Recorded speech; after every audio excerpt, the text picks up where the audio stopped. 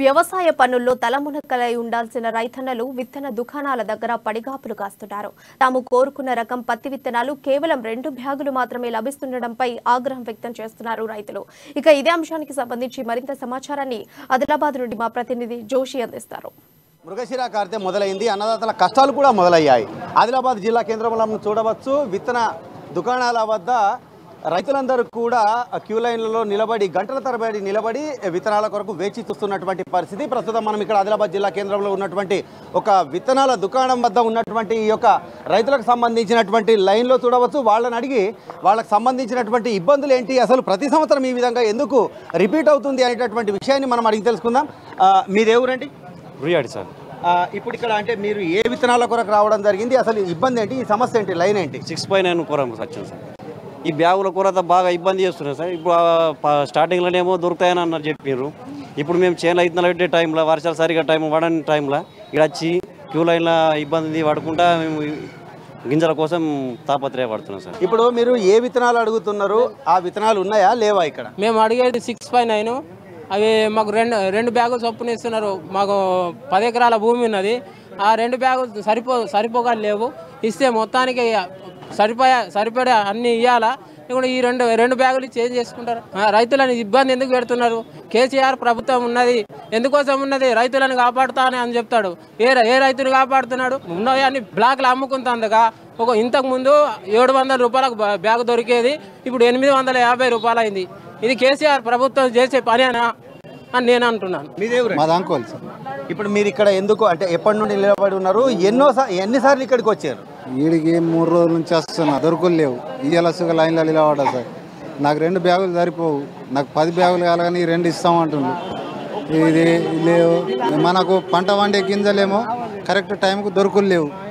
ఇవి నిరుడు మోయోడు సక్సెస్ఫుల్ అయినాయి. ఇంతకుముందు సక్సెస్ కాలేదు. ఇవి సక్సెస్ అయినాయి అంటే ఇస్తలేదు. అంటే ఇప్పుడు ఒక దిక్కు వ్యవసాయ అధికారులు కావచ్చు, ప్రభుత్వం కావచ్చు, రైతులు అడిగినటువంటి విత్తనాలు ఇవ్వాలని చెప్పి అంటున్నారు. ఇక్కడ పరిస్థితి ఎట్లా? ప్రభుత్వందే తప్పు. రైతులకు సరిపడా విత్తనాలు పెట్టి ఉంచాలా. షాపులలో ఒకటే షాపుల మొత్తం ఈ ఆదిలాబాద్ డిస్టిక్ మొత్తం వచ్చి గుమ్మి కొడినాక వాళ్ళు ఏం చేస్తారు? షాపులు అన్ని షాపులలో ఉంటే తిప్పలు ఉంటుందా రైతులకు? అంటే ఇప్పుడు ఆదిలాబాద్ మొత్తంలో ఈ ఒక్క దుకాణంలోనే మీరు అడుగుతున్నటువంటి రకం విత్తనాలు ఉన్నాయి. అదే తిప్పల మాకు రైతులకు. ఇప్పుడు మిగతా దుకాణాల దగ్గర పోతే ఈ విత్తనాలు లేవా? విత్తనాలు లేవు. మరి గవర్నమెంట్ అన్ని దుకాణాలలో సప్లైకి తోస్తే రైతులకి తిప్పలు ఉండకపోవు. మరి మేము చేనులో పని చేసుకోమంటావా, ఇక్కడ లైన్లో నిలబడమంటావా? ఇప్పుడు మీరు వచ్చినటువంటి విత్తనాల కొరకు సంబంధించి వస్తే అన్ని బ్యాగులు ఇస్తామని అంటున్నారు కదా. మళ్ళా తర్వాత 2వ రోజు కానీ 3వ రోజు కానీ వస్తే మళ్ళీ వేరే ఇస్తున్నారా, ఇస్తలేరా? ఏందా? వేరే దొరుకుతున్నాయి, వేరే పుల్లని ఉన్నాయి. ఇవి ఖాళీ రాసిటు 6.9 ఇవి ఇచ్చలేదు. ఇప్పుడు అవే విత్తనాలకు ఎందుకు ఇంత డిమాండ్? అసలు కాస్తున్నాయి. కాసుడుకు ఒక 100ల 2-3 కాసినాయో అది అడ్వర్టైజ్ చేసిండు. మరి ఇవి ఇయ్యడు కాస్తాయా కాయ కానీ ఇప్పుడైతే పెట్టిండు. దీనికి లైన్లో నిలబడి తీసుకున్నాడు ఉన్నది. మరి ఇక మళ్ళా కాస్తాయి కాయ తెలియదు. ఇక ఇప్పటికైనా గవర్నమెంట్ చర్య తీసుకొని అన్ని షాపులలో సరఫరా చేస్తే ఇంత పబ్లిక్ ఉండదు ఒకటే షాప్ దగ్గర. అదే మేము అనేది రైతు. ఎందుకంటే మాకు వ్యవసాయ పనులు ఉన్నాయి చేనులలో. ఈ లైన్లలో నిలబడకు మాకు ఇబ్బంది అవుతుంది. ఇప్పుడు కొంతమంది మహిళలు కూడా ఇక్కడ లైన్లలో వేచి ఉన్నారు. వాళ్ళని అడిగి తెలుసుకుందాం. చెప్పండి అమ్మా, మీరు ఎక్కడి నుంచి వెళ్ళి వచ్చిర్రు? ఏ ఊరు మీది? ఇప్పుడు ఎంతసేపు అయింది ఇక్కడ నిలబడి? ఇప్పుడు వచ్చిన. ఇప్పుడు దుకాణంలో ఉన్నాయంటుర్రా లేవంటుర్రా, ఏంది అసలు కదా? ఉన్నాయేమో సార్.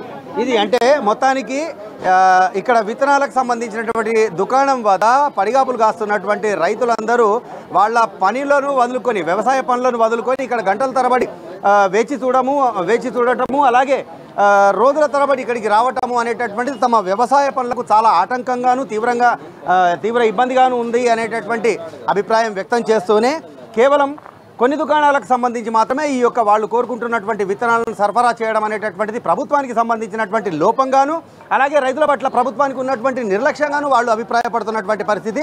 ఇప్పటికైనా ప్రభుత్వం కావచ్చు, వ్యవసాయ అధికారులు కావచ్చు, దీనికి సంబంధించి ఈ యొక్క విత్తనాలకు సంబంధించినటువంటి సమస్యను తీర్చడానికి అవసరమైనటువంటి రీతిలో తగు చర్యలు తీసుకోవాలని, రైతులకు సంబంధించినటువంటి ఇబ్బందులను తీర్చాలనేటటువంటి అభిప్రాయం అలాగే డిమాండ్ కూడా రైతుల నుండి వ్యక్తమవుతున్నటువంటి పరిస్థితి.